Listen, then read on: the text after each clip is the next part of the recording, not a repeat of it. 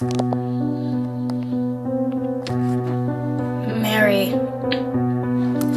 That is the name that haunts my dreams at night. That's the name that occupies my thought every waking moment. She is perfect, from her beautiful black flowing hair that cascades down her shoulders, to her feet that always move so gracefully. I can't help but to get lost in her eyes, those beautiful blue eyes. Every time she passes by, my heart skips a beat and I seem to forget the English language. All I can do is shudder. I've loved her ever since. I first saw her when she passed by me on the way to school. My heart was immediately broken, however, when I saw her walk hand in hand with my best friend, Mike. I'm not an overly sensitive person, but I cried when I saw them kiss. Despair quickly gave way to anger as I found out Mary was completely and utterly infatuated with Mike. How dare he take her away from me? I've been his best friend for years, and this is how he repays me? It's okay though. I have to be supportive and a good friend to Mike, even if he betrayed me. I even congratulated him at lunch day. He simply replied with, "Thanks, man," and went back to talking to Mary. She looked right at me, with those beautiful, piercing blue eyes. I nearly melted into her arms and confessed my feelings for her right there and then. But I knew better. I have to keep my emotions inside no matter how bad I want to express them. I can't betray my best friend even if he betrayed me. My thoughts were interrupted by an angelic voice. "Hello, I'm Mary, Mike's girlfriend," she said, smiling. How badly I wanted to say, "I know who you are. Leave that loser and be with me. Let me love you."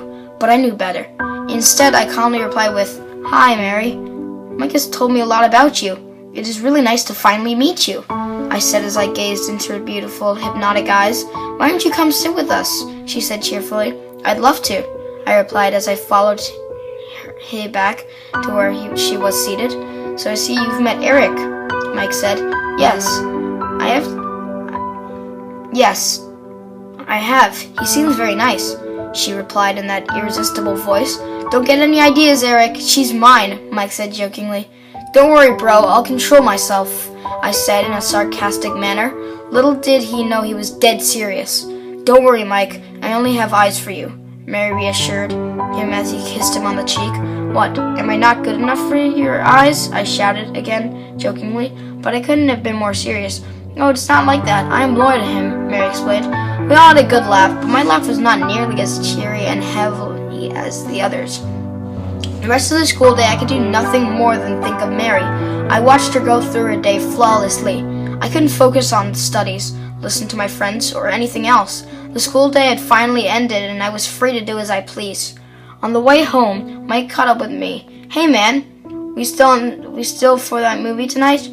I almost completely forgot about movie night. Every Friday, me and Mike would hang out at his house and watch movies into the early hours in the morning. "Of course, man. I'll be there around 6 o'clock, I said. "Great. I hope you don't mind me buying. I invited Mary to join us," Mikey explained. Suddenly, my eyes lit up. Mary would be with us, and that alone was enough to make me eager to get there. I replied as calmly as I could. "Yeah, that's cool, man. I'll see you guys there." "Great, man. I knew you'd be cool with it," Mike replied. We said goodbye and then we went our separate ways. I got home at about 4. I took a shower, got dressed in somewhat nice clothes, and then hopped into the car. I rented a few movies and headed to Mike's house.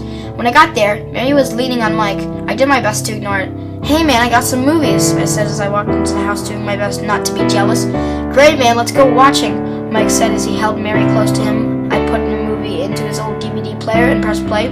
"Thanks for letting me join you guys tonight," Mary said, snuggling ever closely to Mike.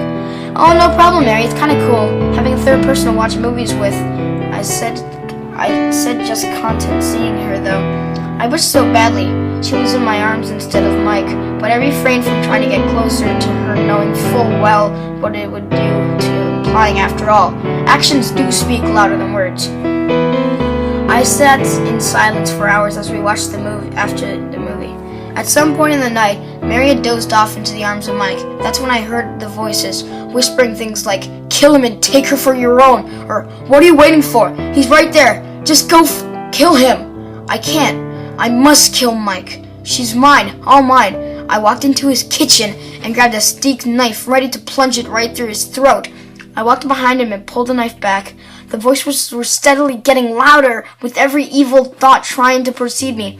Mike deserves this for taking her away. Kill him and make her yours, they said. I aimed the knife at the back of his neck. No, no, no, no, no, no, no, no, no, no! I can't kill my best friend.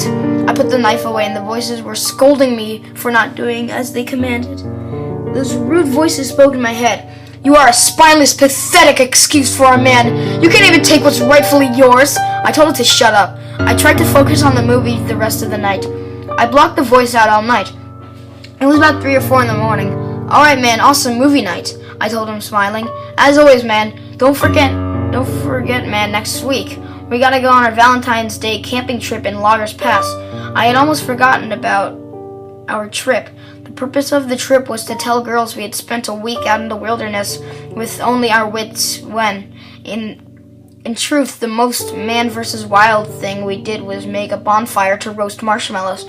It was always guarantee us a Valentine's date. Totally, man. I'm so excited for it, I said excitedly. I can't wait, man, Mike replied. I walked off happily to my car, but as soon as I started the engine, the voices came back whispering instantly. I could only make it out. Kill Mike and take Mary for your own. I struggled to pull out the driveway. I had a survival knife in the car. It would be so easy to sneak up on him on the couch and tear his heart out. No, what am I saying? It's been a long night and I gotta go home and get some sleep. I drove home wondering if I was going crazy. I don't know why I was thinking this. The voices got louder, proclaiming, It's simple! Kill Mike and love Mary forever! I tried my hardest to block it out, but sheer exhaustion made it extremely difficult. The drive home to my crummy apartment was torture on my face. But as soon as I hit the bed, I descended into sweet heaven that was sleep. But my dreams were not so sweet. They consisted of having to watch Mike do everything with Mary, even getting married. I was then forced to forever hold my peace and live out the rest of my days wondering what would have been. I woke up crying my eyes out. Was I going crazy? I really don't know. But I can't give in. I must remain strong. I can't let the voices win. But if I am to win, I cannot sleep. I must not sleep. The week went by. I saw Mary and Mike together. The voices came back louder, wanting me to kill Mike. But every time I resisted. That night was always the hardest, with nothing to keep my mind occupied. The voices told me the ways they wanted to kill Mike. I cried every night. I couldn't take it anymore. I have to kill Mike. But how? The camping trip, of course. I'll kill him there and bury him. Then Mary will be mine. All mine! I wrote out the plan in my head, right down to the very last letter. It wasn't going to be a quick death either. I'm going to make him suffer by rubbing it in my face. We finally arrived at the campsite. Mike found it funny. I brought along knives. I told him it would add to the lie that we were roughing it in the woods. Good idea. We'll find a bird and kill it. Make it seem real with blood and everything, Mike said in a jokingly tone. The day came and went, and Mike was asleep. I tied up his arms and legs. I wouldn't want him getting in the way. Haha, very funny man, dude. What are you doing? No! He screamed as I sliced through his skin and cut off his hands. Guess he won't be holding Mary anymore. And then I ripped out his arm bones after dislocating his shoulder. At this point, he probably would have bled out all of his sweet little blood had I not taken time to bandage his wounds.